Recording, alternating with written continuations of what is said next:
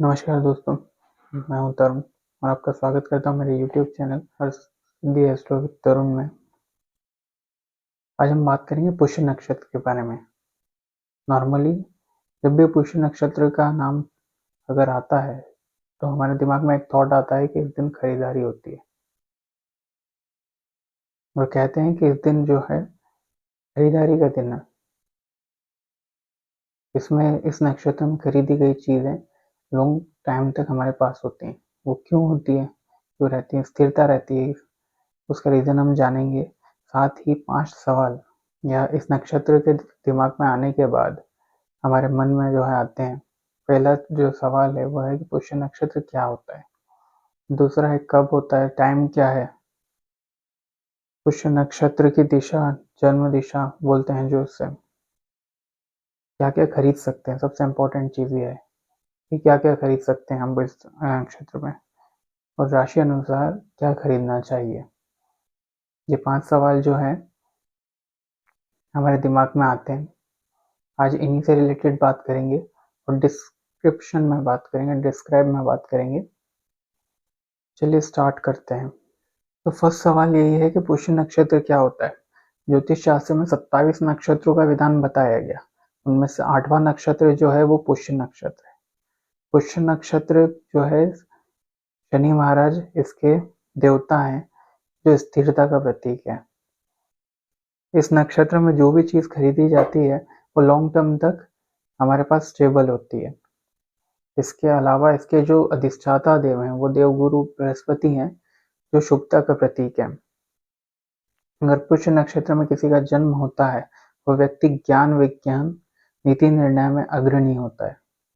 हम देखते हैं जो बड़े बड़े पोस्टों पर होते हैं, गवर्नमेंट डिपार्टमेंट्स में, प्राइवेट डिपार्टमेंट्स में, बिजनेस में, जहाँ कह सकते हैं कि एक रणनीति बनाकर उस पर काम करने का जहाँ पर भी वर्क होता है, वहां पर इस नक्षत्र के लोग अग्रणी तौर पर कार्य करते हैं। अब जो सेकंड क्वेश्चन है तो पुष्य नक्षत्र होता क्या है। पुष्य नक्षत्र जब चंद्रमा कर्क राशि में होता है, जब पुष्य नक्षत्र आता है। 27 नक्षत्रों के समूह में 8वां नक्षत्र है। इस नक्षत्र साल में 13 बार आता है।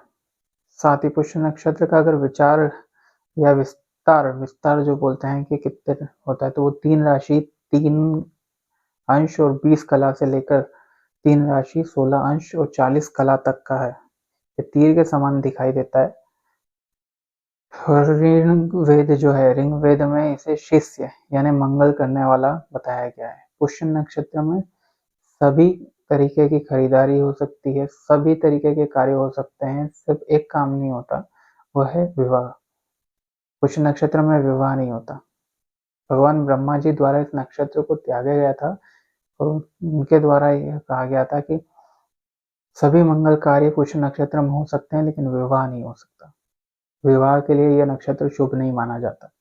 ऐसा कोई एस्ट्रोलॉजर नहीं है, ऐसा कोई विद्वान नहीं है जो पुष्य नक्षत्र में किसी शादी का योग बता दे। क्वेश्चन जो आता है वो ये है कि पुष्य नक्षत्र कब से कब तक है।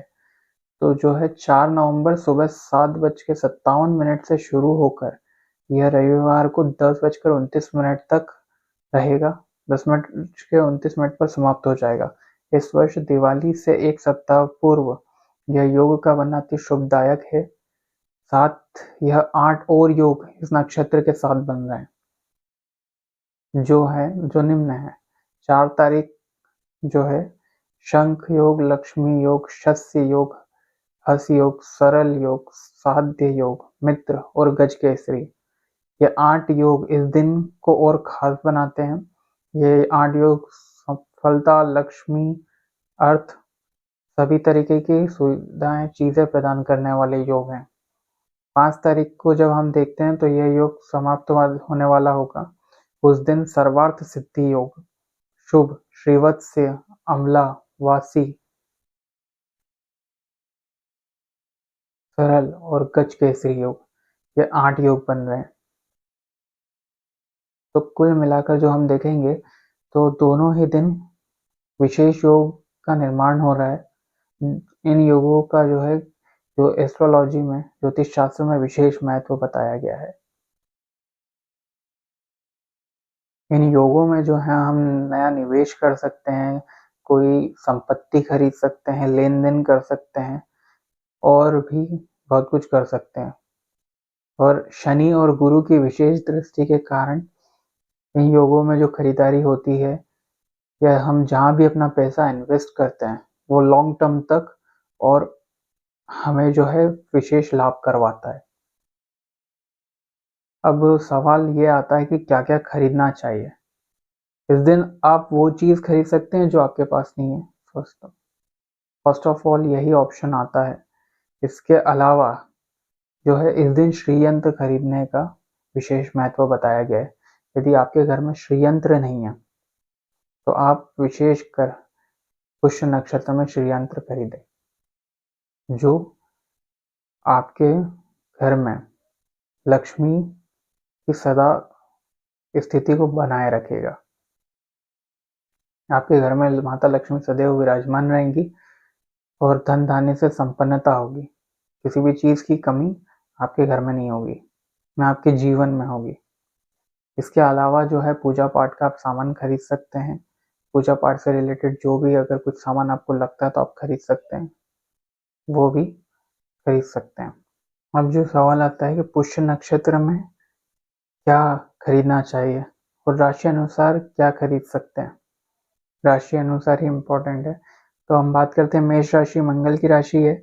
ज़मीन खरीद सकते हैं, मकान खरीद सकते हैं, खेती से रिलेटेड उपकरण हम खरीद सकते हैं। वृषभ राशि जो है शुक्र की राशि है, तो अनाज, कपड़ा, चांदी ये हम खरीद सकते हैं। मिथुन राशि बुध महाराज की राशि है, सोना, लकड़ी, पीतल आदि चीज़ें हम खरीद सकते हैं। कर्क राशि में जो है चांदी, चावल, टेक्सटाइल से रिलेटेड शेयर्स हम खरीद सकते हैं। सिंह राशि सोना, गेहूँ, औषधि आदि चीज़ें हम खरीद सकते हैं। कन्या राशि में खेती के उपकरण विशेष महत्व रखते हैं, औषधि और सोना भी हम खरीद सकते हैं। तुला राशि, अब यहाँ पर जो है लोहा, सीमेंट, स्टील, मकान से संबंधित जितने भी चीज़ें हैं वो हम खरीद सकते हैं। वृश्चिक राशि, वृश्चिक राशि में जो है ज़मीन, दुकान, खेती, मेडिकल स्टोर्स, मेडिकल उपकरण हम खरीद सकते हैं। धनु राशि, अब धनु राशि का जो है आभूषण, सोना, रत्न, अनाज आदि हम सारी चीज़ें खरीद सकते हैं। मकर राशि शनिदेव की राशि है, लोहा, केवल इलेक्ट्रॉनिक्स आइटम से आदि खरीद सकते हैं। कुंभ राशि इस्पात और उपकरण खरीद सकते हैं। मीन राशि में रत्नों का विशेष बताया गया है, सोना, कपास, आभूषण, चांदी आदि सभी हम चीज़ें खरीद सकते हैं। अब क्या मेन जो सवाल है पुष्य नक्षत्र की दिशा क्या है? पुष्य नक्षत्र पश्चिम में उदय होता है, पश्चिम, उत्तर और उत्तर दिशा, ये 3 दिशाएं जो हैं इसकी विशेष दिशाएं होती हैं। दोस्तों, अगर आपको हमारी दी हुई जानकारी अच्छी लगी है तो प्लीज़ हमारे चैनल को सब्सक्राइब ज़रूर करें, लाइक करें, ताकि ऐसी और रिलेटेड वीडियोस हम आपके लिए लाते रहें। धन्यवाद।